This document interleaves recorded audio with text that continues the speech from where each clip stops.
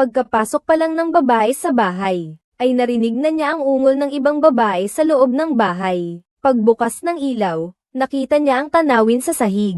Pinapatunayan nito kung ano ang ibig sabihin ng liwanag ng buwan sa bintana at 2 pares ng sapatos sa sahig.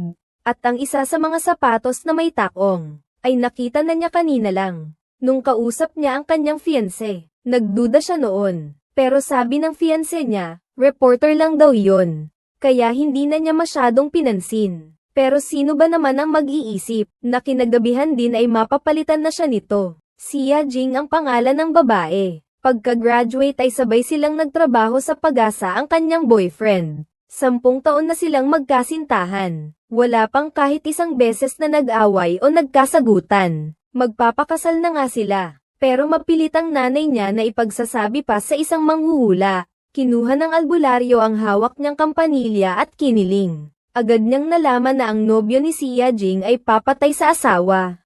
At isang lalaking walang kwenta pa. Napag-alitan si Yajing at akmang aalis na. Pero pinakuha siya ng albularyo ng payong sa gilid. Dahil malakas na ulan ang darating ngayong araw. Muling umirap si Yajing. At may dalang payong na pumunta sa pintuan. Ngunit pag-angat ng tingin, araw lang ang nasa langit, ni isang ulap ay wala. Manghuhula pala ay isang manloloko. Kaya naman inihagis niya ang payong. Ngunit tumunog ang telepono niya. Tawag mula sa katrabaho. Atet na sinabihan niya ito na posibleng magkaroon ng icing ngayon, sa pamamagitan ng pagtatanong sa datos. Pakiramdam niya ay napakaliit ng posibilidad na magkaroon ng icing. Kaya tinanggihan niya ang suhestyon ng kasamahan. Di inaasahan, nagdilim ang kalangitan kinaumagahan. Isang bigla ang icing ang bumagsak mula sa langit, dahil sa hindi pag-iingat ng maaga. Naging sanhi ito ng maraming aksidente sa daan. Malubha rin ang pinsala sa mga pananim sa bukid. At mas malaki pa ang pinsala sa mga eroplano sa paliparan. Agad na tinanggap ng Pag-asa ang sunod-sunod na tawag mula sa mga residente. Nang mga oras na iyon, nakabalik na rin si Yajing. Noon ay iniimbestigahan na ng direktor ang dahilan. Bakit walang nakapansin sa ganito kalaking kalamidad? Agad niyang pinakuha sa mga empleyado ang mga weather chart noon. Pero malinaw na may senyales ng ice storm doon. Ngunit walang naglakas loob na magtanong. Gusto sanang umamin si Yajing sa kanyang pagkakamali. Pero sinagot ni Chief Kui, ang kanyang supervisor, ang lahat ng sisi. Nanghihina na nga siya. Ngunit dumating ang nobyo ni Yajing at sinabi sa direktor, na naghihintay na ang mga reporter sa baba. Wala nang nagawa ang direktor kundi utusan ulit si Chief Kui na unahin ang sitwasyon. Masyado na sigurong stressed lately. Kanina pa niya hawak ang dibdib niya. Tapos pagtayo niya, hindi pa man nakakahakbang. Sumunod na segundo, bumagsak na siya. Habang pinapanood ang kanyang leader na isinasakay sa ambulansya, labis ang pagsisisi ni Yajing sa kanyang puso, dahil sa kanyang kapabayaan. Kaya lalong lumala ang sitwasyon. Para maibsan ang kanyang pagkakamali, kusa nang sinagot ni Yajing ang responsibilidad na harapin ang mga reporter. Dahil dito ay humupa ang tensyon. Ngunit sinabi ng direktor sa lahat, na nagkaroon ng heart attack si Chief Kui. Kaya naman habang ginagamot si Chief Kui, pansamantala munang papalit si Yajing bilang pinuno ng departamento. Bigla na lang nasira ang lahat ng plano niya. Dahil sa napakaraming opisyal na gawain ang kailangang tapusin. Kailangan niyang kanselahin ang reunion ng mga kaklase ng boyfriend niya, at sabihin sa kanya na baka wala siyang oras para samahan ito sa loob ng 2 linggo. Ngunit hindi inaasahan na ito ay magbibigay ng pagkakataon sa boyfriend na makipaglandian sa bahay. At si Yajing, na nakadiskubre ng lahat, ay puso'y wasak na. Ngunit hindi niya alam na may isang lalaking niloko rin. Ay palihim na pumapasok sa kanyang mundo. Si at ang kasintahan ay 4 na taon nang magkasintahan. Para masando at may hatid niya ito sa trabaho. Nagpautang ako ng 36 months online. Bumili ako ng mamahaling sasakyang wuling. Pero habang papunta kami sa restaurant, ang kasintahan ko ay nakakita ng makapal na alikabok sa loob ng sasakyan. Seryoso ang mukha ng lalaki. Napahiya siyang sinabing second hand na halos bago lang ang sasakyan. Nakita niyang nandidiri ang kasintahan niya. Kaya dinala na lang niya ito sa, ang tagal ko nang gustong pumunta sa restaurant na yan para sa mga magkasintahan. Hindi ko akalain na parang palagi pala rito ang girlfriend ko. At marunong pang mag-order ng couples meal. Nahihiya at nagtataka ang lalaki. Pero ang girlfriend niya ay basta na lang sinabi iyon. Mukhang nalulungkot siya. At wala na siyang sinabi pa. Pero hindi pa niya alam noon. Mayroon na siyang ibang minamahal. Huwag mong maliitin ang lalaking ito na si Lee Shiyu. Isang simpleng mahirap lang siya. Ngunit siya ay isang matalino sa kolehiyo ng meteorolohiya. Mayroon siyang pambihirang kakayahan sa pagtataya ng pagbabago ng panahon. Noong unang araw niya ng pagsasanay sa isang istasyon ng panahon sa probinsya, ginamit niya ang kanyang kaalaman para mapahiya ang mga nakatataas niya. Ang Xia Jing noon, kakapalat ko lang bilang pansamantalang pinuno ng departamento. Nahaharap na agad ako sa isang mahirap na problema. Tapos ang taga-ibabang istasyon ng meteorolohiya ay nagsabi, may senyales sa weather map na paparating ang malakas na ulan. Mabait na pinaalalahanan ni Kuya Salamin si Xia Jing, na ang kanyang junior ay yung nakahula ng ice storm noon. Medyo nagulat si Xia Jing, pero isang intern lang naman siya, mahina ang boses. Dahil wala siyang karanasan, agad siyang kinwestiyon siya ng mga veterano, bilang punong tagapag-ulat ng panahon. Naniniwala rin si Xia Jing na walang basehan ang hula ni Shiyu. Nang makita niyang walang habas na binawi ang kanyang hula, napilitan si Shiyu na humingi ng tulong sa kanyang nakatatandang kapatid na si Salamin. Alam naman ni Salamin ang kakayahan ni Shiyu. Kaya naman palihim niyang inilabas ang babala ng malakas na ulan. Ngunit hindi lang iyon, sinaway siya ni Xia Jing ng husto. Pati ang hepe ay nagalit sa mismong lugar. Dahil sa kawalan ng magagawa, si Kuya Mata ay napilitang sabihin na ang taong ito na nag-predict ng malakas na ulan, ay matagumpay ding nakapag-predict ng ice storm noon. Ngunit tinanggihan lang ito ni Xia Jing. Kaya naman nagresulta ito ng malubhang kahihinatnan. Nang malaman na si Xia Jing pala ang may kagagawa noon, tinawag siya ng hepe sa opisina at pinagalitan ng husto. Inis na kinuha ni Xia Jing ang telepono. At balak siyang sapakin ng harapan ang hambog na bata. Ngunit si Shiyu ay hindi natakot at napaiyak pa niya si Xia Jing. Abay nagkagulo na nga, dahil sa babalang malakas na ulan. Agad na ipinatupad ng buong lungsod ang emergency plan. Ngunit si Xia Jing ay nakahanap kay Shiyu sa oras na iyon. At mayabang na pagpuna. Sinisiyasat kung sino ang mananagot sa pinsalang pang-ekonomiya dahil sa kanyang maling paghatol. Ngunit si Shiyu ay may kumpiyansa. Sinabi pa niya na tiyak na magkakaroon ng malakas na ulan sa araw na iyon. Nang mga sandaling iyon, tila bumagsak nga ang malakas na ulan mula sa langit. At dahil sa pagpupumilit ni Shiyu, matagumpay na naiwasan ng buong lungsod ang isang malaking pagkalugi. Para sa pagdiriwang, pag-uwi niya ay nagsimula na siyang maghanda ng mga pagkain para sa kanilang kampang. Ngunit ang kanyang kasintahan na umuwi ay mukhang pagod na pagod. Dahil kakatapos lang niyang makipag-date at kumain kasama ang boyfriend ni Xia Jing. Pag-iisip pa lang sa kanilang walang pag-asang kinabukasan. Gusto na niyang tapusin ang walang kwentang relasyon na ito. Kaya naman walang pag-aalinlangan niyang nakipaghiwalay. At ang lalaking nahuli ni Xia Jing ay mas malala pa. Nagkaganyan na ang dalawa. Hindi na matutuloy ang kasal. Pero bilang isang lalaking nagkasala, ang kapal ng mukha niya. Inilipat niya ang lahat ng mga gamit sa bahay na binili ni Xia Jing. Tapos, dahil daw sa pagtaas ng presyo ng bahay, hinihingi niya kay Xia Jing na bumawi ito sa kanya ng halaga ng kanyang ambag sa bahay ayon sa presyo sa kasalukuyan. Simula nang makipaghiwalay si Shiyu. Kaya naman na-recommend akong mag-training sa National Meteorological Administration. At ang malas ko namang na-assign sa department ni Xia Jing. Naging under lang ko siya. Pero sa harap ng dating kalaban ko na 2 beses na akong natalo, itong maliit na aso na to. Hindi maiwasang makaramdam ng awkward si Xia Jing. Pero ang pinaka-awkward sa lahat, ay ang walang hiyang ex-fiancé niya.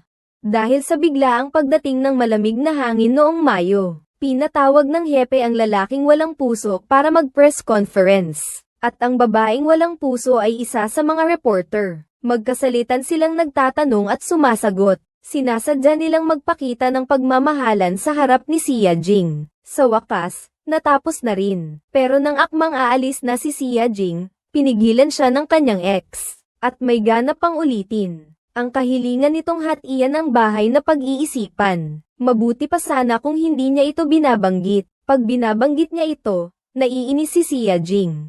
Noong una, para sa paghahanda ng bahay na pag-iisikan nila, pinalaki ng lalaking walang kwenta ang lahat ng presyo ng doble. Si Xia Jing lang ang gumastos ng paulit-ulit. Pero ngayon, ang kapal naman ng mukha nitong humihingi ng pera. Habang nag-aaway silang dalawa ng husto, agad na dumating si Shiyu para awatin sila. Nag-imbento pa ako ng dahilan na gusto siyang makausap ng isang opisyal para matulungan siyang makatakas.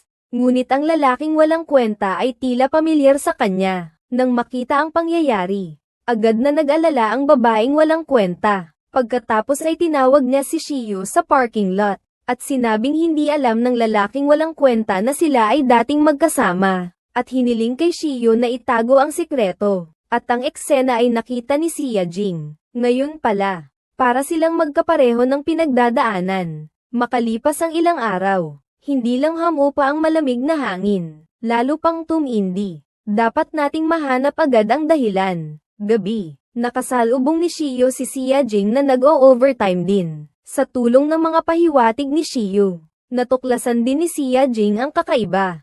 Ang pinagmulan pala ng malawakang pag-ihip ng malamig na hangin, ay ang mga tipak ng yelong hindi pa natutunaw sa karagatan. Agad na sagot ang palaisipan sa malamig na hangin. At muling namangha si Xia Jing sa pambihirang kakayahan ni Shiyu. Masaya sana siya, ngunit ang tawag ng kanyang ina ang siyang nagpabagsak sa kanya, para mahati nila ng pantay ang ari-arian. Ang dating karelasyon ni Si ay nagpadala pa nga ng sulat ng pagbabanta sa bahay, kaya naman tuluyan nang nagdesisyon si Xia Jing. Ano man ang mangyari ay kailangan niyang tapusin ang lahat sa lalaking ito. Sa lobby ng kumpanya, sinampal ni Xia Jing ang lalaki, at pagkatapos ay inamin niya ang lahat sa harap ng mga kasamahan niya. Nangangamkam pala ang lalaki ng mga ipon ni Xia Jing. Kahit ang kalahati ng bahay na pag-iisipan nilang pagsasamahan, siya ay nagbayad lang naman ng 7% ng kabuuang halaga. Agad na wala ang pagkaangas ng lalaking walang kwenta, at si Shiyu na nakakita ng lahat ay nagbuntis ng isang matapang na plano. Kaya naman pagsapit ng oras ng pag-uwi, ay pinaran niya ang kanyang sasakyang wuling at tinawag si Xia Jing, at dinala siya sa isang tahimik na maliit na bar. Handa nang ipagdiwang ang muling pagsisimula ng kanilang buhay, dahil ang pag-iibigan sa opisina ay hindi maaasahan. Kaya naman sinabi rin ni Xia Jing na hindi na siya muling mag-iibigan sa isang katrabaho. Pero ang realidad ay talaga namang nakakagulat, dahil pagkagising niya kinabukasan, bigla niyang natuklasan na may lalaking nakahiga sa tabi niya. Akala niya ay makatatakas na siya agad, ngunit gising na pala ito. Nakita niyang nahuli siya mismo. Napahiya si Xia Jing kaya tinakpan na lang niya ang mukha, pero nang makabawi na siya, nag-sorry pa rin siya kay Shiyu. Kasi nga, ang papi na to ay kanyang nasasakupan. Hindi naman pwedeng mang-api siya, pero si Shiyu naman ay masaya. Sinabi pa nitong kusang loob naman daw iyon. Iniisip ko pa rin ang nangyari kagabi. Totoo namang pinuri ni Xia Jing si Shiyu na gwapo. Pero si Shiyu talaga ang naunang nanuntok, kahit nagumanti rin si Xia Jing. Pero paniguradong pagtatanggol sa sarili lang yun. Wala lang kasing umawat noon. Lumaki na ang gulo ngayon. Kaya ang tanging maya-alok niya ay ang mag-ayos na lang sila ng pribado. Mga adulto na tayo, di ba? Kaya, kalimutan na lang natin. Magpakamatanda na tayo, maging malaya, para kay Xia Jing. Inilipat lang naman si Shiyu. Pagbalik niya sa dati niyang trabaho, wala nang magiging koneksyon sa kanila. Pero hindi inaasahan na permanente nang nanatili si Shiyu sa Weather Bureau. At saka magiging kaopisina ko pa rin siya. Kaya naman sana maging maayos na ang pakikitungo natin sa isa't isa. Mag-mature ka na, maging malaya ka na. Pagkasabi niyo na diretso siyang pumasok sa banyo. Pero pagkaligo niya, nakauwi na pala si Xia Jing sa kanilang bahay. Nang makita niya ang kanyang gusot na damit, nagpalit na lamang siya ng damit at pumasok na sa trabaho. Nang aalis na siya ay natuklasan niyang naiwan niya ang susi ng sasakyan sa hotel. Dahil sa kawalan ng magagawa, sumakay na lang siya ng bus. Pero habang iniisip ang nalalapit na pagka-late ni Xia Jing, puno ng pag-aalala si Shiyu. Nang makarating siya sa opisina, hingal na siya. Buti na lang at hindi nagalit ang hepe. at pinaalalahanan pa siyang magmadali sa pag-host ng morning meeting. Pero lalo lang siyang nagulo dahil sa sobrang pagmamadali. Nakapagbigkas pa lang siya ng 2 salita ay napagbahing na siya. Kinabahan si Shiyu, at maingat na inabot ang tissue. Pagkatapos ng meeting, kusang umamin si Sia Jing sa kanyang pagkakamali sa hepe. Pero alam ng hepe na hindi siya nasa ayos nitong mga nakaraang araw dahil sa problema sa pag-ibig. Kaya hindi na niya ito sinaway. Paalala lang na mag-ayos na siya. Hanggang sa umalis na ang lahat, tsaka lang lumapit si Shiyu para mag-alalang umalo. Ano ba ang tinutukoy mo? Ang pagka-late ba? Ang pagkautal? O ang pagkapahiya? Ang tinutukoy ko ay ang sipon mo. Ang laki ng pagbahing mo kanina. Isang pagpapakita lang naman iyon ng pag-aalala. Pero ayaw naman tanggapin ni Sia Jing. Sabi pa niya, allergy lang daw ng ilong. Pero nang makita niya ang susi ng kotse niya sa pwesto niya, di namamalayang napangiti siya. Kasabay noon, abalang-abala naman ang mga nasa news department, dahil sa babala ng bagyo noong 3 araw na ang nakakaraan. Kaya naman hindi nang isda ang mga mangingisda nitong mga nakaraang araw. Sunod-sunod ang tawag nila sa KY. Mukhang kung magpapatuloy pa ito, hindi na ang mga alon ang papatay sa kanila, kundi ang mga ulat ng pag-asa. Lumalala na ang sitwasyon, at ang feeling ng ex niyang gago ay sinasadya ni Sia Jing na paghigantihan siya. Kaya naman, sa harap ng lahat ng kanyang mga kasamahan, kinwestiyon niya ang paghihiganti nito. Pero si Sia Jing ngayon ay hindi na nag-iisa, dahil ang kanyang puppy bodyguard ay aktibong nagtatrabaho na. Si Shiyu ay kalmado at walang pakialam, at sinabi pa na lahat ay nagsusumikap, hindi lang ikaw ang stressed at nag-aalala. Nararamdaman ni Sia Jing na pinagtatanggol siya ni Shiyu, kaya hindi na niya inisip ang kanyang pagkahiya. Doon na mismo niya ito sinigawan ng husto. Ang wala sa lugar na ex ay umalis na lamang na nakayuko, dahil sa pag-aalaga niya sa imahe ng kanyang mga tauhan. Tinanggap din naman si Sia Jing ng lahat, at para gumaling agad si Sia Jing, maingat na si Shiyu ay mabait na bumili para sa kanya ng gamot sa lagnat. Nakikita ang sobrang maalagang small milk dog sa harap niya. Muli na namang nahiya si Sia Jing, pero nakita na ni Shiyu ang nasa isip niya. Kaya naman nagpakita siya ng walang pakialam na itsura, at sinigurado rin niyang mapapanatag siya, na sinabi niyang hindi siya mangungulit dahil lang sa pagtulog nila. Pero bago umalis ay hindi pa rin niya nakalimutang bilin kay Sia Jing na uminom ng gamot ng tama, habang pinapanood niya ang pag-alis ng small milk dog. Parang biglang nanlumo ang puso ni Sia Jing. Kaya naman automatiko niyang sinabi sa sarili na huwag nang mag-isip ng kung ano-ano. Ngunit pagsapit ng oras ng pag-uwi, bigla siyang nakatanggap ng mensahe mula sa second-hand market. Aba, simula nang makipaghiwalay siya sa walang kwentang lalaki, inilagay niya sa online lahat ng bagong bili niyang mga gamit sa bahay. At ngayon nga pala, may bibili ng air purifier niya. Dahil malapit lang ang bahay ng bibili, kaya pupunta raw ito para kunin. Pero nang buksan ni Sia Jing ang pinto dahil sa katok, si Shiyu pala ang nasa harapan niya. Labis na nagulat si Sia Jing. Nagtataka kung paano niya nalaman ang kanyang tirahan. At nakitang si Shiyu ay tulala rin. Doon niya naisip na siya marahil ang bumili sa second-hand software. Nag-aalangan siya pero may pag-asa rin. Ngunit agad na nanaig ang kanyang katinuan. Para magkaroon ng pagtatapos, diretso niyang pinalayas ito. Wala akong ibebenta kay Sugar.